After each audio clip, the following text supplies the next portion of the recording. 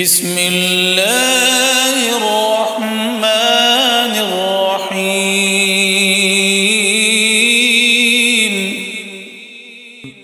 In the name of Allah, the Beneficent, the Merciful.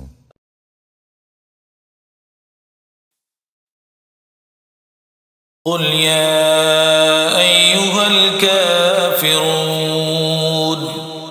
لا أعبد ما تعبدون ولا أنتم عابدون ما أعبد ولا أنا عابد ما عبدتم ولا أنتم عابدون ما أعبد لكم دينكم ولي دين.